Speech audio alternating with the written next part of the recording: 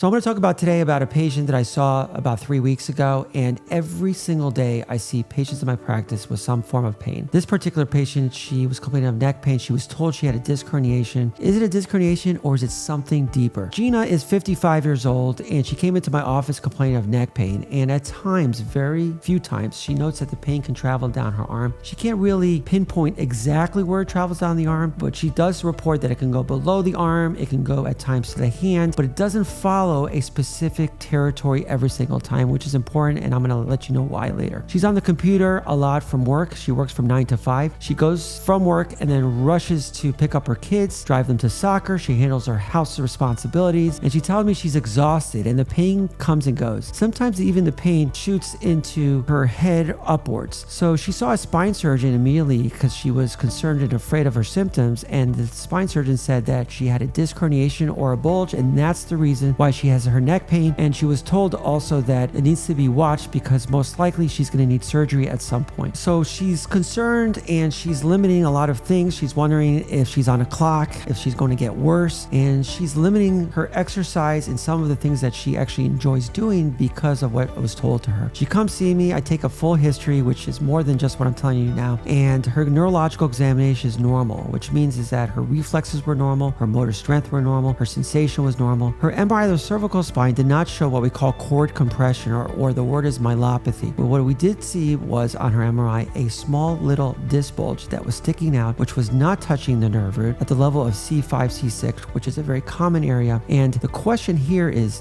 that abnormality causing her pain, or is there more to it? What's keeping the pain alive? That is the question. So remember, what's the framework here? What's the foundation? It's the 5 pillars of health. So when the diagnosis is clear and you have a neurological condition, I still go through those 5 pillars of health. The 5 pillars of health are emotional and brain health, which is mind health, brain health, and emotional health. Pillar number 2 is nutrition. Pillar number 3, exercise. Pillar number 4 is sleep. 5 is physical health, which is feeling better, addressing the physical symptoms through looking at the first pillar. Because if we look at the first pillar, it's going to align all of the pillars, and the physical health is going to be last. And remember, physical health is longevity. So my approach is not just managing symptoms. It's about retraining the brain, retraining the mind, shifting the brain, looking at the wiring of the brain, and noticing those symptoms and be able to educate the brain and the mind in order to feel better. So this case is a perfect example how chronic symptoms like neck pain isn't always about anatomy. They're about beliefs,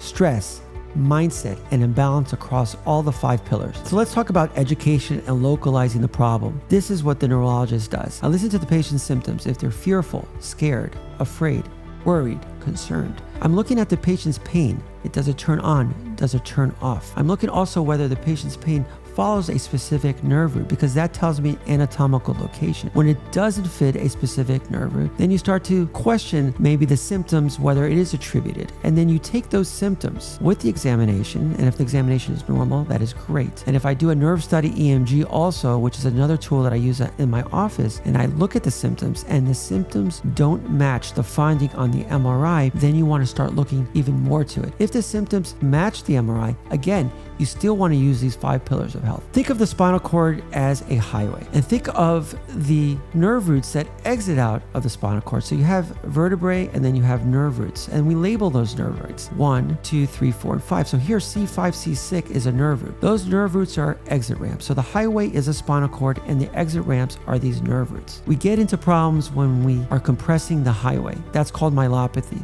Myelopathy is more serious, and that is something we're going to talk about later on in other videos. When you're talking about the exit ramps, believe it or not, those exit ramps can be solved by conservative management and going through these 5 pillars of health. 2 indications for surgery, and I'm just talking about the word surgery. We're not jumping into surgery. Number 1 is myelopathy, which is cord compression, which is weakness, which is a loss of sensation, which we call a sensory level, and 3rd, loss of bowel or bladder incontinence. If you do not have those 3, then you're going to be okay in reference to myelopathy. The second is pain that is attributed to a finding, usually on an MRI or an anatomical site, and pain that you've tried every single modality, physical therapy, stretching, training your brain and mindset to get better. If those fail, then surgery could be an option. Again, I want you to talk to your doctor about personal care, and these are just recommendations and the way I approach my patients. So what's the deep layer here? Patient is scared. She's fearful. She's concerned. She's internalized the idea that she's fragile, that surgery is inevitable, that our pain is permanent. So many times in my practice, patients tell me they got into a car accident and the reason why they're in pain all the time is because of a car accident, or they've been told by a surgeon that they can't get better or they'll need surgery. Remember, you gotta talk to your physician separately. I'm talking to you about this individual patient. Now, that's a belief that she's interpreted, and beliefs can amplify pain, and that's what I call a brainful pain.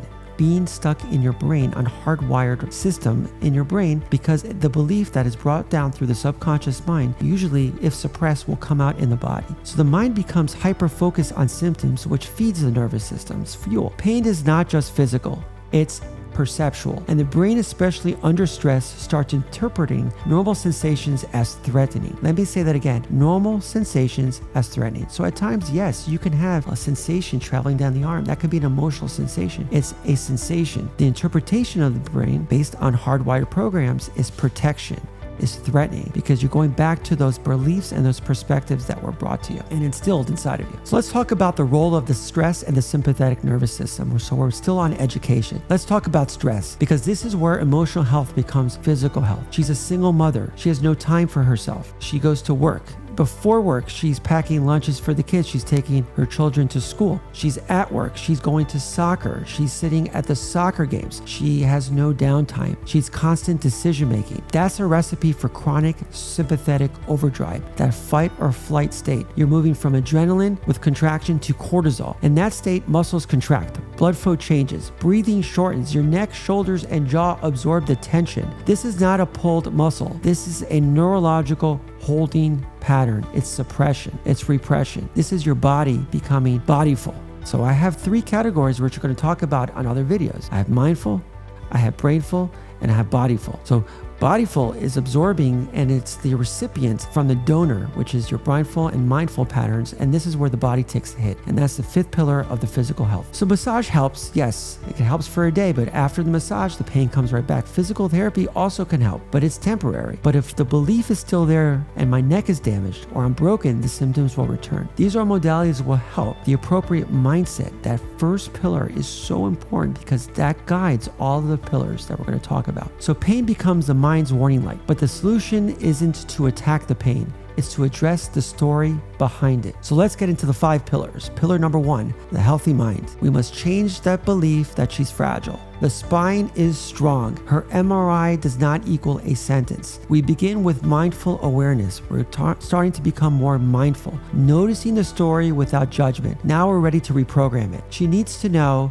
I am safe. Remember, when we're in protection or survival, we feel that we're not safe. We lost our safety and our security. So I'm not broken. I can move around. I don't need to be restricted. This reduces your amygdala activation, your sympathetic overdrive. It lowers your cortisol and shifts your perception. That is pillar number 1. 2, diet and nutrition. There are certain foods that can reduce your inflammation. Remember, increase your omega-3s, decrease your omega-6s. Omega-3s, salmon, fishes, chia seeds, flax oil. Those are all great. Reduce processed sugars. Reduce all of these other omega-6 products, which are vegetable oils, canola oils, and fried foods. So chronic inflammation contributes to pain sensitivity. Processed food, excess sugar, and poor hydration can worsen neural inflammation. So what I do is teach anti-inflammatory eating. Eat your greens, eat your omega-3, maybe add some magnesium and hydration. Pillar number 3 is exercise. Exercise is crucial here. Now, again, you got to talk to your doctor what exercises are good for you because it's an individualized approach. But for this patient, she says, I don't have time. We find time when we believe in it. We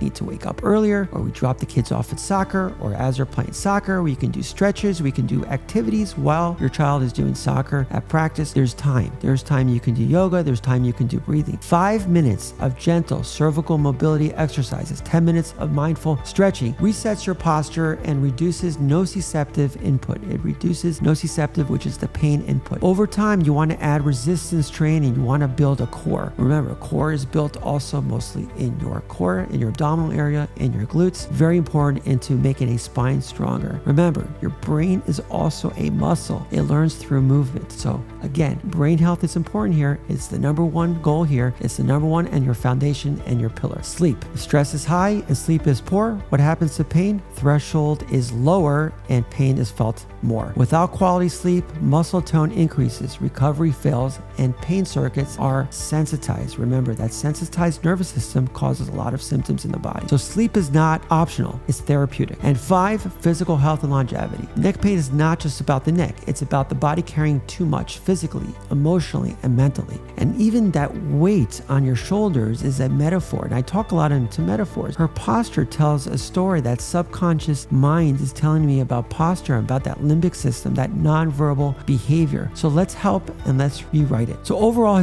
her body is a posture of defense. It's not from injury, but from a belief that the world is heavy and she has to carry it all. She has a lot of stress on her shoulders, even on her neck. And that's what she's telling me. This is nonverbal behavior, the language of the subconscious mind, expressed through muscle tone, tension, and physical patterns. She's not broken, she's bracing. Her nervous system is tuned to survival, not because there's a tiger in the room, but because her lifestyle, her stress, and her belief system is stuck in a loop. She's tight because her body is listening to her mind. So here's where we go deeper. The pain she's feeling has nothing to do with C5, C6 disc bulge or disc herniation, but everything to do with emotional weight on her neck and her shoulders. This is why neck pain that's purely treated with massage and physical therapy or even talk therapy, it doesn't change the inner story. We got to rewrite and change the inner story. The mind and body are not separate. It's one system. The mind perceives, the brain processes, and the body responds. So if you want to heal neck pain in this case, or chronic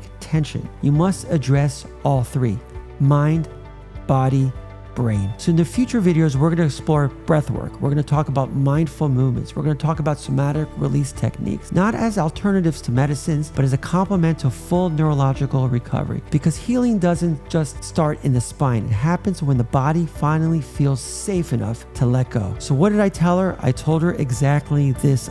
So I'm going to close and I'm going to tell you that your MRI is not your identity. Your symptoms are not your sentence. Your pain is real, but it's not permanent. Your pain is authentic. And most of all, you don't need to be fixed. You need to feel safe again. You need to feel safe in your own body. That's what the healthy mind's about. It's not about chasing your symptoms. It's about healing the nervous system, rewriting beliefs, and building resilience. Please subscribe if you find this helpful and share with someone you know that's in fear of this pain. And please drop a comment. What would you like to be covered in part 2 of the neck pain? Where do you feel that you have neck pain, or you want me to address more about neck pain, or what we call radiculopathy or myelopathy? Please add these in the comments or share if this video helps you or it helps a friend. Thank you.